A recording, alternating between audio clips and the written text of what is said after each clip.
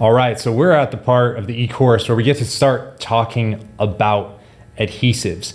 Adhesives are kind of an interesting subject as we start talking about hair systems.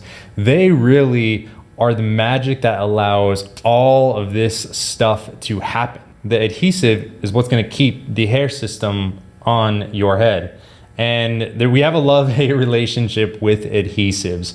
As we talked about inside of the psychological journey video earlier in this e-course, when you have problems with your tape or your liquid, basically your adhesive, it can be a traumatic experience at first because it feels as if this new identity, this new piece of you, the hair system, that image is shattered. So finding the right adhesive can be a little bit challenging right off of the bat. It's a big process of trial and error to figure out what works best for you.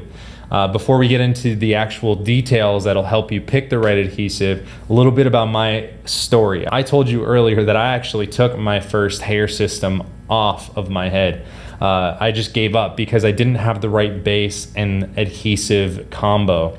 And I didn't think that a hair system was going to be possible for my lifestyle because of this, but turns out I was wrong. Turns out I didn't have the right combination at first.